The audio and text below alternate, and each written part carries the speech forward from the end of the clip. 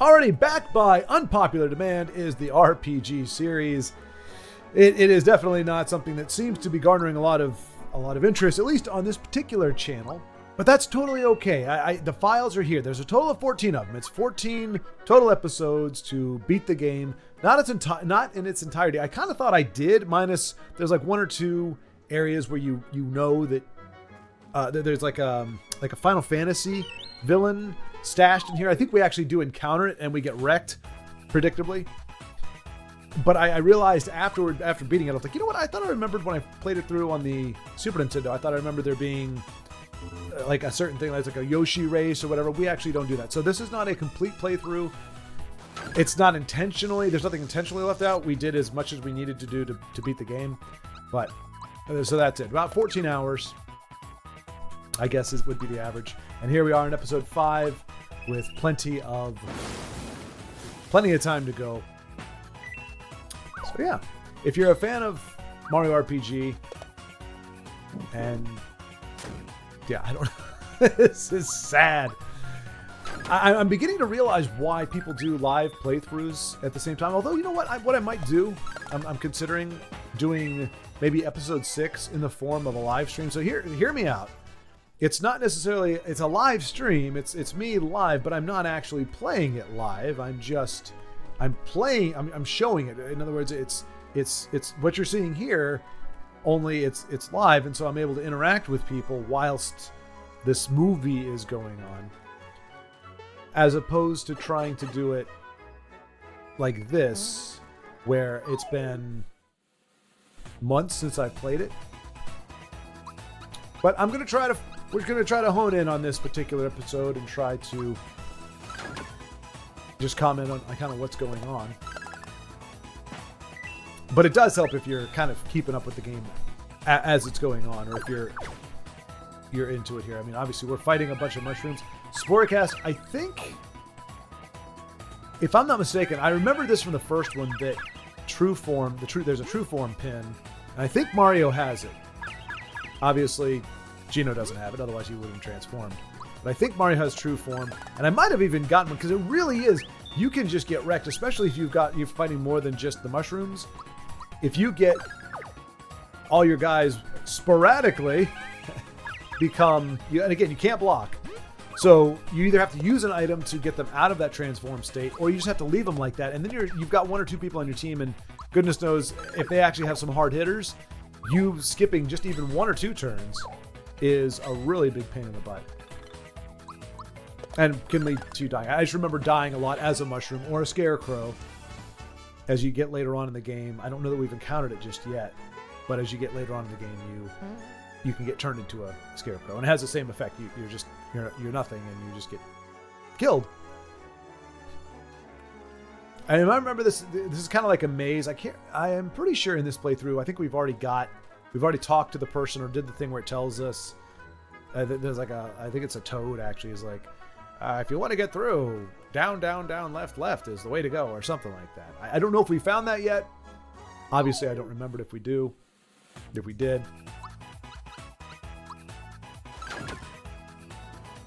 I like Geno's just because he has, not Geno's. Geno's is from One Punch Man. But Geno's a weird bird. You just wonder where the devs came up with him. They pretty much use everybody. We get Peach later on.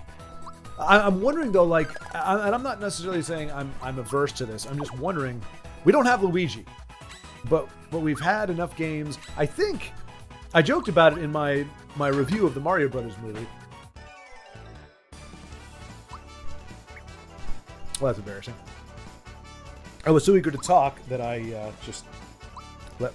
Wow, that said. Luckily, Zevia doesn't have any artificial. Jeez, I need a bib. Doesn't have any artificial coloring, so it's clear, which is nice. But obviously, that's less than ideal. Oh well. I was going to do laundry today anyway. Now I'll just make sure I do it after this video. But I think that goes along with my theory that Nintendo saw Luigi as a palette swap. He was there just to give you a second player. Because remember, at this point, so we've had Mario 1, 2, and 3. And in all of those, Luigi, well, he is in 2. And in 2, he does have his own identity, but it's not official. Like, they didn't create... Like, Luigi got that jump because that's the character that they replaced. For those who don't know, it's a palette swap of Doki Doki Panic, I think is what it was called. So there was a I think it's a mom and dad and 2 kids or something like that. So Princess is in there as a character because she's replacing a female character. Luigi's in there because he's replacing a guy who jumps like this.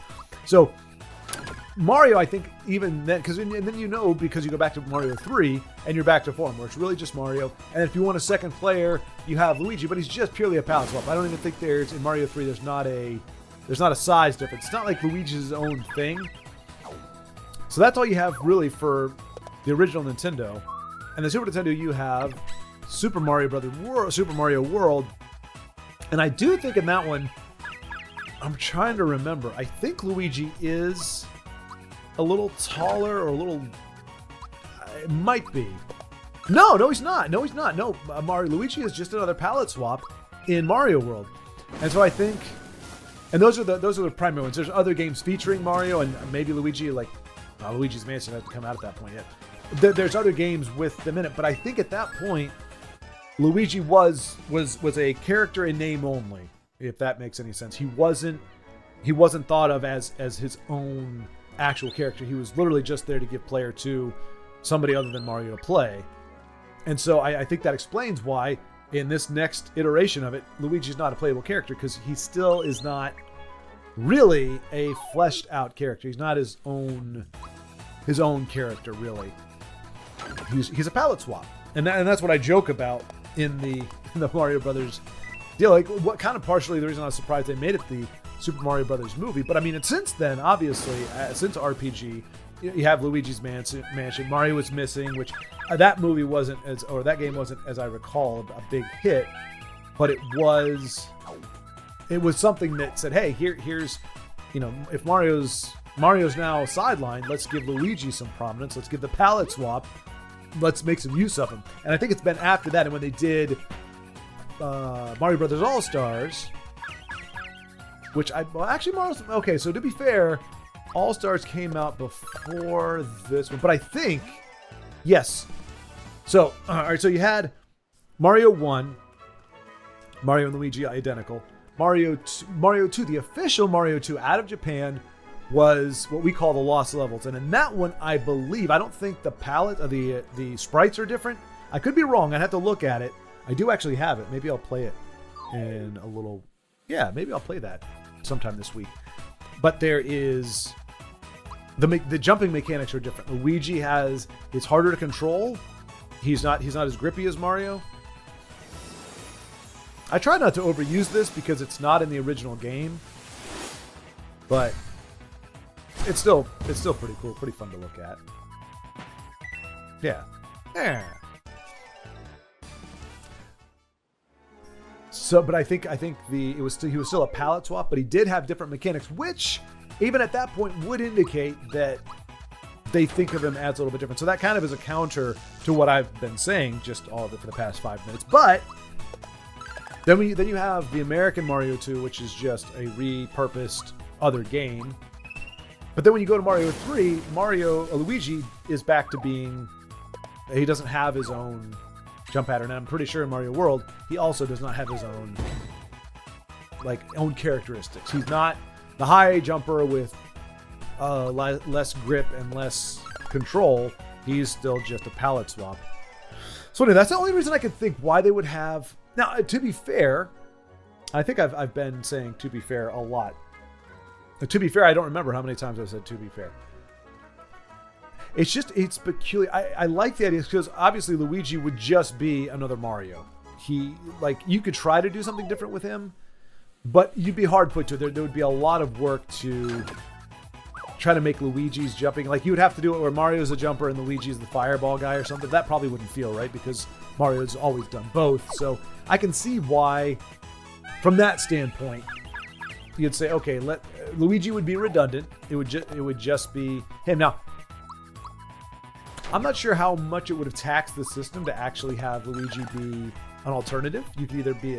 I mean, it's called Mario RPG, so it would be weird to switch Mario out for Luigi. Especially if here we're not really, there's not so much the jumping mechanic. So even if they made him look a little bit different, it is still functionally Mario. So yeah, I guess all of this to say, I understand why Luigi isn't in it, but I'm like, why didn't they make a cameo? Like, we don't explain why he's not here. And it's not the end of the world. I'm not saying we need to have that. It's just weird when you see characters like Mallow and you see characters like Gino, and you got Bowser, you got Peach, you pretty much got everybody in the game except for Luigi. You go, okay, well, why is that? What? And from a functionality standpoint, I see it, which is important to me. You would just become redundant. Like, Luigi is not going to be a guy whose hands retreat into his sleeves and he shoots bullets like our boy Gino there. And same thing with Mallow. He has these cool electrical storm abilities. Yeah, so I guess it's just that easy. And I'm not going to go into a whole tangent because I already did it for what's the other movie, the other video game I'm doing? Borderlands 2. I already did a whole tangent in that about Dune, but it goes to the idea that you don't necessarily have to flesh out all your minor characters. You don't have to make sure everybody knows everything that's going on with the minor characters. It's okay that Luigi is missing, and that the game doesn't really address it. It's not necessary. At a glance, it's peculiar because you're going, well, where's the, like, why do we have these new people, these new creatures, and it's okay to have them in addition to your core cast, but why they're replacing them. But to be fair, Bowser and Princess both have very different movesets and both have very different purposes and strengths in this game. Yeah, it would just be, Luigi would be redundant, and who wants to do all the programming and all the work for him if nobody really wants him there because he's not really needed.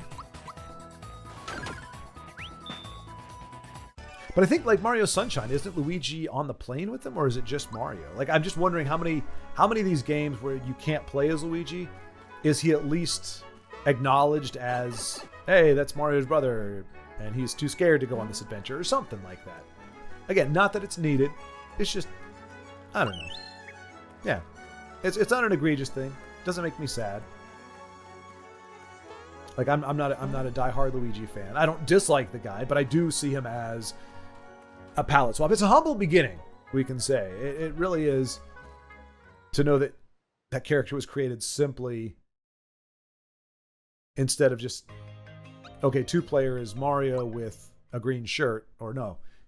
What was the original? So I know when he's big, when he's Fireball Luigi, he's got the same pants and everything. He's just green instead of red. I'm trying to remember what he looks like in general. I think he's just green. I don't know. In my head, I can't. Yeah, I think he actually, his Fire Luigi looks just like regular Luigi. I think. Right? Isn't he just? He has white overalls with a green shirt and a white hat.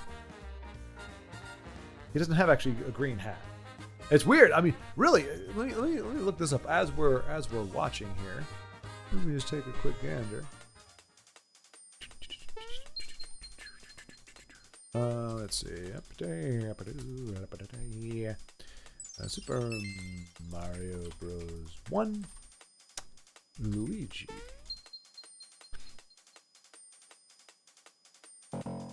Yep. Okay, so Fireball.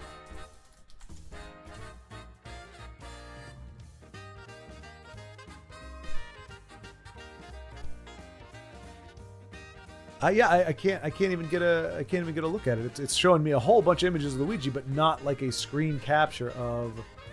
Oh wait, no. Okay, so what it looks like.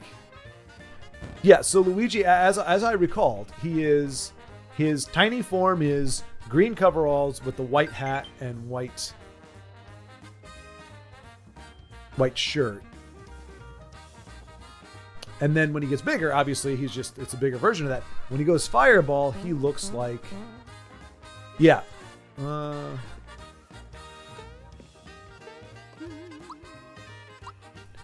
Fireball's first appeared in the arcade Mario Brothers, blah, blah, blah, blah, blah, blah, blah, blah, blah, blah. Which can be used. Luigi's Fireball attributes seem to be based on the green Fireball obstacle from Mario Brothers. It should be noted that on its original appearance, a Fireball does not bounce from walls. It immediately disappears after colliding one. This doesn't happen. Okay. All right. I don't know. Anyway, I'll just have to play the darn thing and remember. It's one of those things that you just kind of take for granted that you remember because you've seen it a million times, and then you realize, oh crap, I actually don't recall what Luigi looks like. Like what my conundrum is when Mario's color palette is red with the brown or whatever. It's not the blue and red that we're used to. I think he's just different. He's brown and tan or something. But when he goes Fireball Mario, that's when he's got the white coveralls and like the red shirt. But since Luigi starts off in his normal and super form with the white coveralls, I'm like, how do you know that he's Fireball Luigi? And I still don't know if he just is able to shoot fireballs or there's something else that changes. I really haven't paid that much attention. Because really, there wasn't a lot of time.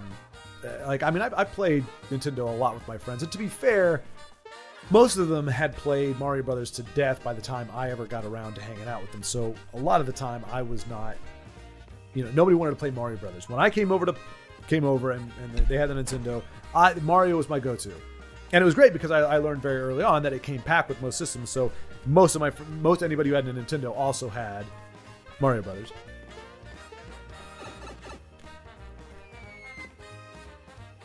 Success. I'm getting better at drinking. Huzzah. Most of my friends had it. Pretty much every friend had it. So I never had to worry about that. But like if I said, if they had what game do you want to play? I was like, Mario, let's play Mario Brothers. They had it, but they're like, come on, like, can we any other game? So, Excite Bike was the next one. That was one of the earlier releases, so that was another one that a lot of my friends had. And I liked it well enough, but it just didn't compare to Mario for me. But all of that to say, it was very rare that it was a two-team. One of my friends was Mario and I was Luigi, or vice versa. It was usually, okay, you could just play, and then we'd swap out the control. It was a much easier way to do it. Obviously, you're sharing lives, but yeah. But that's when I first started becoming sensitive to being behind the curve, like coming to the party late. I would always, if I had any say in something, I was always going to be at the party on time. But in so many ways, I got my Nintendo in 91, I think. And Super Nintendo came out in 92. And my parents made me promise. They said, look, if we get you, getting a Nintendo was a surprise. They told me, no, you're not getting a Nintendo. We have an Atari. That's all you need, because you know what? They're going to come out with another one and another one after that. We're not going to keep buying you systems, because back then $150, which is what the Nintendo Classic System costed. That was probably closer to like $300 today's money, $250, $300, and your games were $50, which was closer to $75 or $85 today. So it was an expensive proposition for the money in those days, especially when you compared it to back in my day, we used to just play sports and play outside and ride our bike. So I already had a bike, and I had a football and a basketball, and so these are very affordable ways to keep me busy. But in those winter days when you're not really, if there's no snow, playing outside in the winter. Although I will say some of my best memories, or vague recollections of memories, vague senses of memories, are playing football, in November or December. So you got Christmas on the rise. So for me, happily, even though we didn't really have a lot of money, my dad made sure our Christmases were merry and bright. And my mom was big in that too. So she helped. We all did the decorations together. We made Christmas cookies in the kitchen.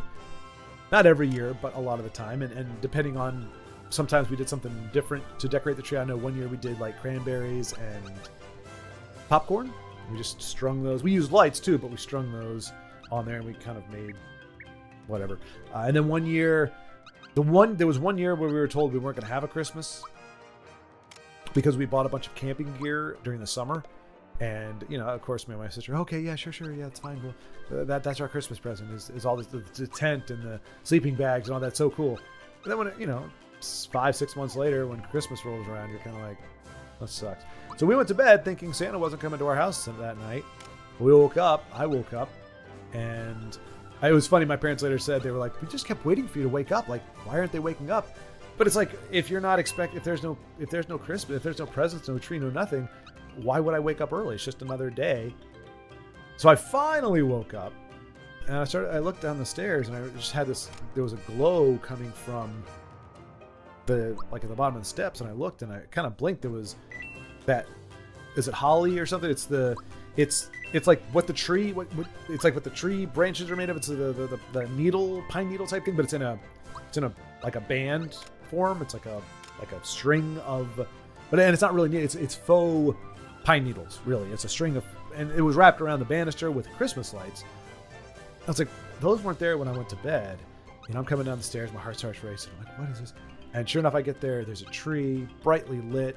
Doesn't have our traditional ornaments on it. It's like got tissue paper like wrapped around it. They actually went out. They bought a fake tree. It's the only year we had a fake tree. Every other year we had it. We went out. It was a big thing. We went out. There was a Baptist church that was half a mile from our house, and every year their parking lot was filled with Christmas trees around that time of year. So we'd go out there, and we'd all pick one, but it was usually Dad going, okay, this is what'll fit in the house, this is what'll fit in the budget, and we'll take this. And we always got a good tree, but because we weren't having Christmas that year, ostensibly, that we didn't make that trip. So they got an artificial tree, and they decorated it while we were sleeping, and they bought presents. And I don't remember exactly what we got, but it wasn't a shoe-in Christmas. It was one of, I want to say one of the better ones, but there were a lot of them. We had probably 7 or 8 all-star Christmases from my perspective, if not more. It's just hard. It's sad, but I know when I went off to college after, we had probably 1 or 2 Christmases after I went off to college that were like, oh, these kind of feel kind of like Christmas, but it just, things started in our personal lives, in our family, things started kind of coming apart at the seams in a lot of ways. My sister was going through a rough time. My dad was kind of checked out in a lot of ways, and Mom was dealing with a daughter that was going through a tough time and a husband who was checked out, and I was off at school. Some of our childhood cats died, I think both of them in 1 year. So things just kind of got really rough, and Christmas just never really recovered after that for me. We still had one. I still remember getting, I was going to say I remember getting the N64. I actually got a leather jacket that year. And it was a nice leather jacket. It was really, really nice.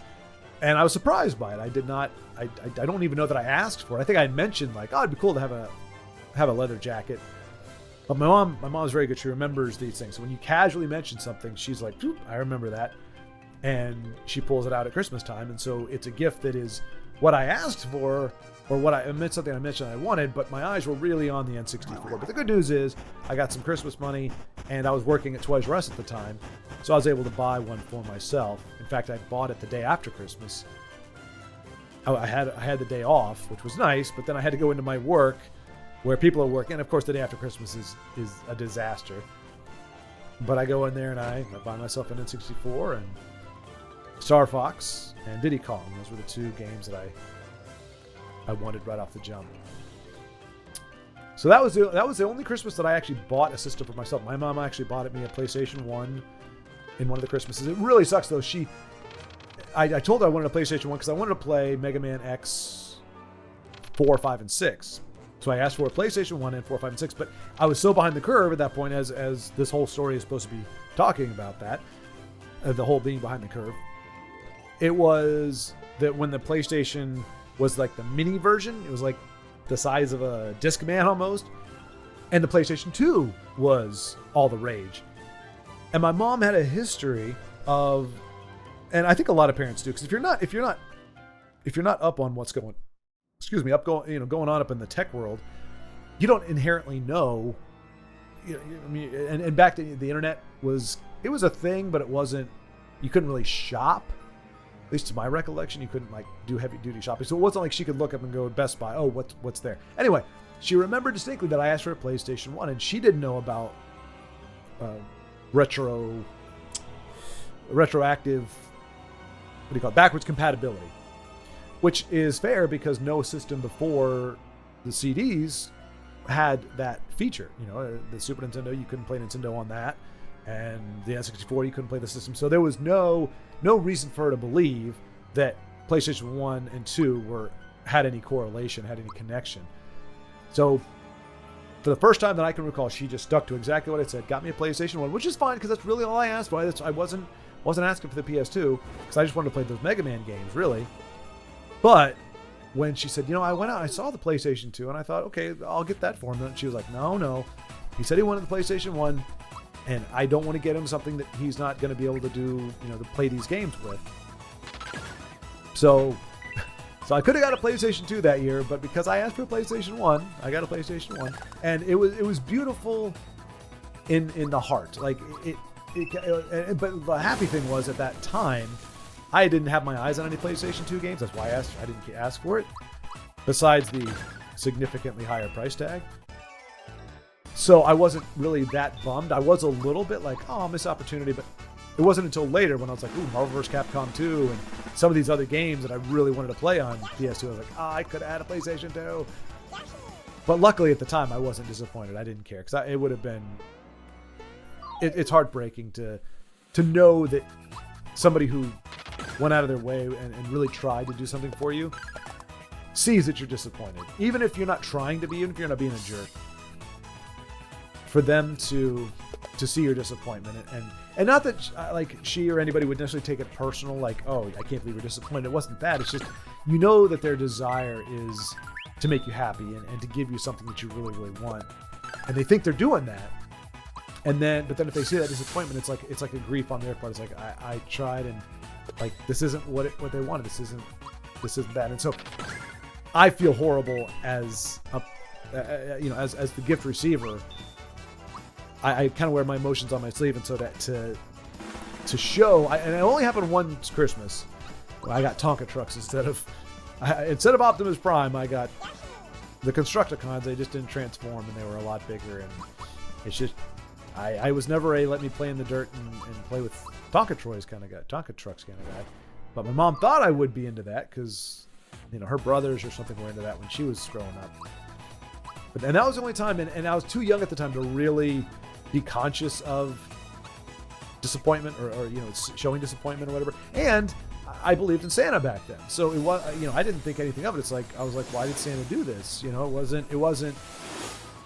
I wasn't even thinking, oh, the people who paid money to buy you these gifts are sitting right there. It was Santa must have got a bad message or something. Why is Santa giving me Tonka trucks? And Santa sent me a letter apologizing, saying that he ran out of the other stuff, that all the toys that I wanted, all the other kids wanted, and he just wasn't able to get it done, get them made. He ran out of resources, but that he was going to make it up to me. And he did. He did. Big time. But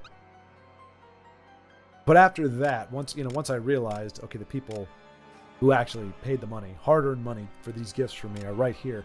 I don't want to be ungrateful. I don't want to look disappointed, but it's hard for me to cover that up. So, but all that to say, luckily, I was not disappointed because I got exactly what I asked for. It was what I wanted. I got Mega Man X4, 5, and 6. I was able to play those. Unfortunately, not a big fan of X5 and 6. I like the armors. They're cool looking, but the gameplay was just kind of weird, and it just, the plot got kind of weird. I liked X4 a lot.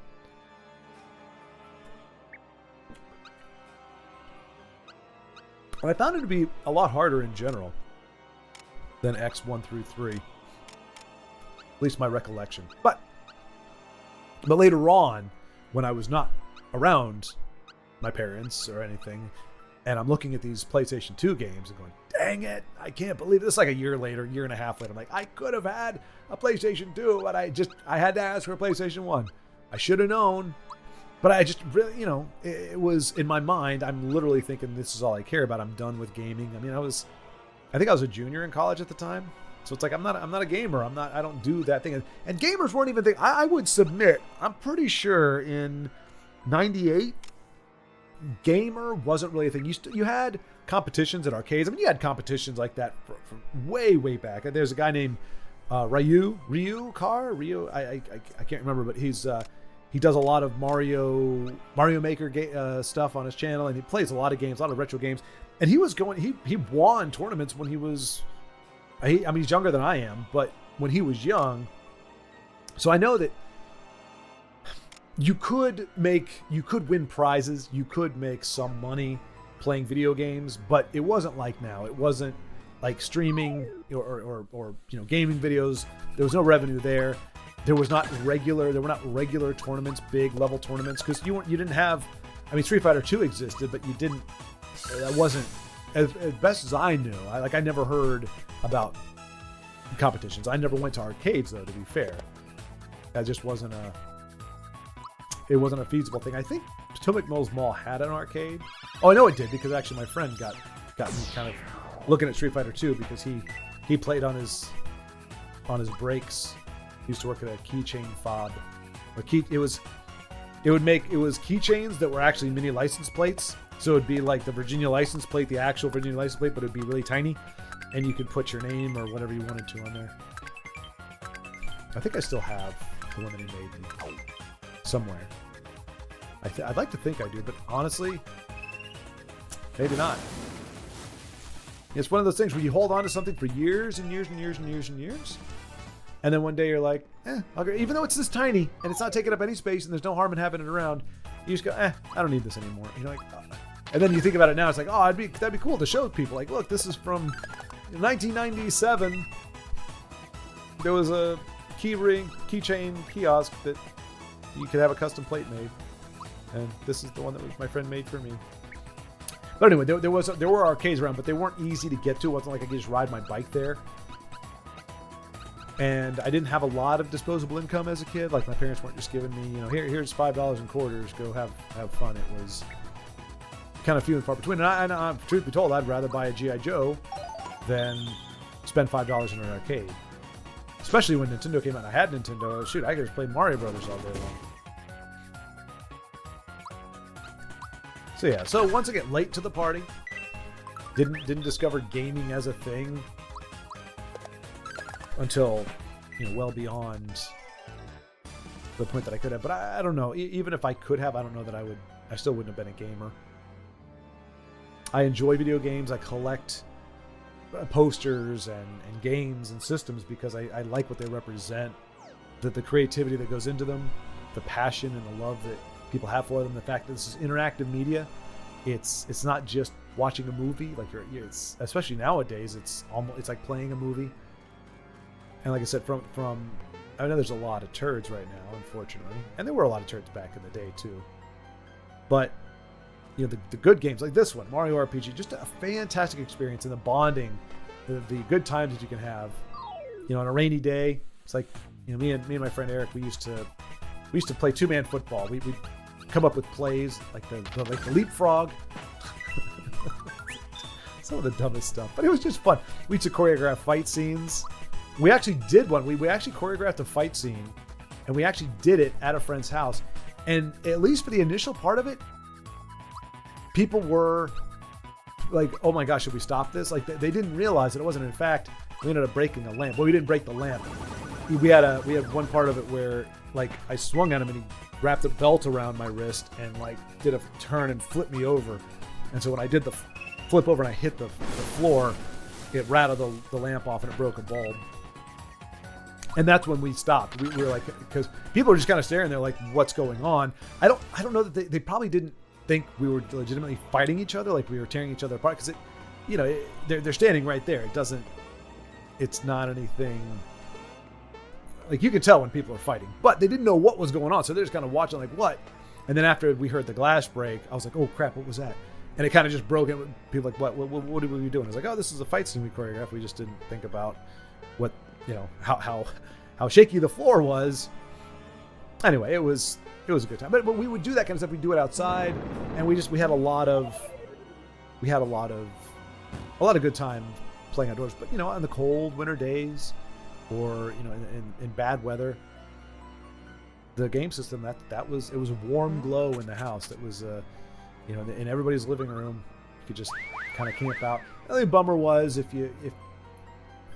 ideally folks had their main TV that like the mom and dad would be watching, and down in the basement or up in the kids' room there would be a secondary TV that the game system was plugged into. When it was the main deals, I remember sometimes we'd be playing and the dad would come home and be like, and of course, I mean, it's his TV, it's his house, he probably paid for it. They'd be like, I'm gonna watch the news or something, and like, oh come on. Like even back then I hated the news because it was taken away from my Nintendo time. But most of my recollection, I think that it was always the Nintendo was always, there was a TV in the basement. Everybody had a basement in Virginia pretty much. If you had a house, townhouse, anything but a trailer, really, you had a basement. And that's usually where the game system was. They kind of made it its own little thing because the parents didn't want to be sharing their TV time with the kids either, and they didn't want to spend $200, $300 for them back then, but $150 back in the 80s for a game system, and then have their kids not be able to play it because they want to watch TV. So they'd usually have like an old beat-up TV. It still worked. It just wasn't, the latest and greatest. And they have that down in the basement. And yeah, on a cold day, or even on a regular day, we'd go out and we'd play, football or whatever. But then it would start getting dark. In the wintertime, it gets dark around 4:30, 4:45. And we'd still want to hang out. And when we're older, middle school, getting towards high school, it's like, all right, well, we don't want to, we're not done. Like, we still want to hang out. Just go inside and play. Well, what was it back then? I guess Super Nintendo. I remember bringing Donkey Kong Country over, or Donkey Kong Country 2, over to a friend's house. Mortal Kombat was a big one. I sucked at it, so I didn't really do a whole lot of playing myself, but I'm trying to turn that around. I got myself an arcade stick, and I've decided that is going to be the magic element that makes me good at fighting games.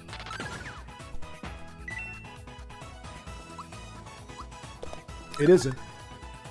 Yeah, you have to learn an entire different way of playing. Because, I grew up like this. I grew up with a D-pad and 2 buttons. I started with Atari, but, so I guess, yeah, Atari, but it was 1 button and the joystick. It was a much different feel. And so, kind of giving up a controller. And I won't play games with computer and mouse with a keyboard and mouse, other than like a Grim Fandango or Curse of Monkey Island. Games where you're not having to be agile, Elder Scrolls Legends, where the game itself, the nature of the game is more of a point and click or drag and drop. Then I have no problem playing mouse and keyboard. But when it comes to action games or something like Call of Duty, mouse and keyboard, no indeed, not gonna happen. If I can't play it with a controller, I'm not playing it. But with fighting games, my biggest gripe has always been I can't execute the moves the way I want to. Like, I know what I'm supposed to do, but for whatever reason, I don't have that precision. And to be fair, I heard somebody say, I've read somewhere, like people were saying, like the PlayStation 2 controller is great for that kind of thing, but the Xbox 360 controller, not so much. And I've always played, I had a PlayStation 3 at one point, and I sold it. But every system I've had has either been Nintendo, and then I've had the Xbox 360, and now I have the Xbox One. I won't get another Xbox after that. So I've gotten used to the Xbox controller, and so the controller that I hook up to play PC games, just for solidarity. And then to be fair, where is it? Like the Pro controller, the Nintendo Pro controller, and the Xbox controller are very similar in terms of feel and design. There's not a lot of difference in the thumbsticks and everything, so there's a little more coherence there. So I'm not really having to adjust to different controllers. Anyway, I don't know why I'm going off on this whole thing. But being behind the curve, yeah. So I'm very quick to pounce on, like if I see something like on eBay, and it's a rare thing. Typically you want to think about it and go, hey, is this really something I want to spend my money on? Is this really worth it or whatever? But I've learned the hard way. When I've delayed, it's gone. And the next best thing is nowhere near as good as what it would have been if I had just pulled the trigger on it. And especially when it came to 2 things, Nintendo games and Star Wars figures. I got into Star Wars when I was 5 or 6. And Return of the Jedi came out in '83. So by the time I was starting to look and hey, Mom and Dad, like I want Star Wars stuff, you could not find the original Kenner Star Wars figures anywhere. You might have been able to find some not, some of the much further down the line ones, which in retrospect, if I'd gotten them and for whatever reason kept them in their packaging, I'd be a millionaire now, because there's some of the ones that came at the tail end of the series. There's fewer of them and much fewer of them in decent condition, because they were kind of nothing characters. So they're very, very valuable now. But I wouldn't have done that. I would have taken out of the packaging, and I probably wouldn't have them today, and I'd be kicking myself for it. But my parents knew enough. Okay, if it's not Luke, Darth Vader, Chewie, if it's not one of the main characters, we're not getting. He doesn't want it. So I couldn't get those. So I was like, I missed out on that.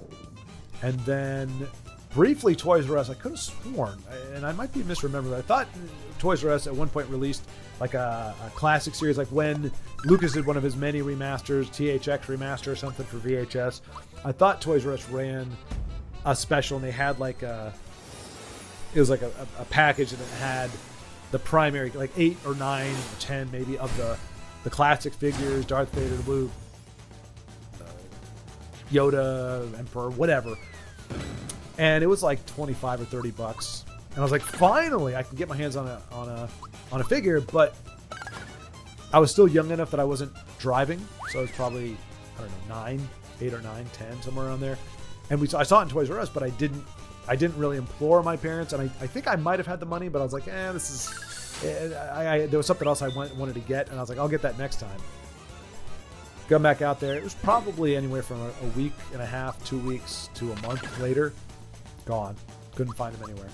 Back then, again, eBay, not really a thing. Or not a thing at all. Secondhand store. I mean, unless you went to a thrift shop and got really lucky, you weren't going to find that stuff anywhere. So you're just kind of SOL. And so that sucks. So I learned from that. And then same thing, Nintendo. By the time I got my Nintendo, like I said, it was 91. So right before the Super Nintendo came out. And inventory was pretty low. And I remember, luckily for me, Mario 3 came out very late as well. And I was able to get that brand new. I got that as a reward for getting... I think that year I got all A's and 1 B. Each grading period. So I think we had 4 grading periods. And each time I got all A's and 1 B. And so I never got straight A's. Math or science always kicked me in the academic crotch for the entirety. Until I got to college... And then I only had to take statistics as a math class. And I think I had to go as high as chemistry or something. And so I think I might have gotten straight A's a couple times in college. But by the time all those classes were out of the way, I was kind of done with college anyway. I was just kind of bored with it. Just like, why am I paying you to give me a grade? Like I just wasn't into it. So I stopped trying.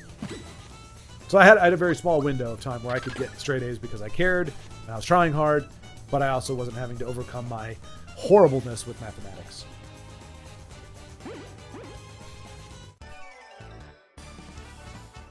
Wow, while I have been remembering and reminiscing, we have been just kicking butt in this Mario game. Micro bomb too. Micro bomb? Really? We're doing that in this game? Micro bombs? Seems a little sketchy. You found a bomb. Already stand back. Kabloom. I'm just really impressed. Aside from those specials that they added, which again, you don't have to use them. I do because they're there and they're cool looking. But if you want the same difficulty as the original game, you just don't use those. But I just love the fact this is one of the few games I think really was able to keep its hands like they didn't change anything fundamentally with the game, but they, at least that I noticed, but they made it graphically gorgeous. It was absolutely beautiful. It is absolutely beautiful. I love it. This is what I would have wanted, and I think, and this is the perfect system for it. It just feels like, yeah, it just feels at home here on the Switch, and it looks terrific. It looks like a brand new game. Of course, I think I probably mentioned this in earlier videos. The announcement that this came out was only released about a month or two after I ponied up the dough and bought Mario RPG for the Super Nintendo. Rebought it because I bought it when it came out for the Super Nintendo back in the day, brand new, had the box and everything, and I was like, because at that age you're not thinking things aren't things aren't necessarily going to always be better, or that you're going to ever want to revisit this old stuff. Like it just never occurred to you. Like I think that's unprecedented in development. Like my dad, there were times where we were like, oh, you know, it's kind of cool. Like we went to a store or something and found like something. And it was like, oh yeah, these are like the kind of toys I used to play with. But there was never like a stated affection or nostalgia for toys and for childhood things. Now, granted, his childhood was pretty darn rough and mine was pretty darn awesome. And so, of course, I'm wanting to revisit my childhood, and he decidedly probably was not interested in doing that. So I don't know if other people's folks that grew up in the 50s, 60s, and 70s, or 40s, 50s, 60s, 70s, was he 40s? I think it was in the 50s. 58 or something like that, 61. He's got 20 years on me, I think. No, he's got 30 years on me. Yeah, he's 30 years older. So yeah, he was born, I think it was the tail end of the 40s, early 50s. So anyway, I don't know if other folks who grew up at that time, if they wax nostalgia for their toys and things they grew up with, or if it's just like, they were toys back then and good to go. But for me, they represent a golden age in my life. It's the perfect convergence of as you like, there was that sweet spot where your income, such that it was, whether it was an allowance, whether it was mowing people's yards, however you were able to get money, where that started being, and between that and gifts, it started being enough as your freedom also rose. And so you had the means and the ability to start enjoying things without the burden of adulthood and without the responsibility. Like, you were expected to just, as long as you went to school and did your homework and everything, that's all that was really expected of you. Now, I had to do chores and everything, but that is a story for another time. So this will be our final battle here, and then we will wrap up this video. Like I said, we've got 14 total, and I will be getting these done, one of these a week. So in the next 14 weeks, we will finish Mario RPG. So thanks for watching, and I will see you next time.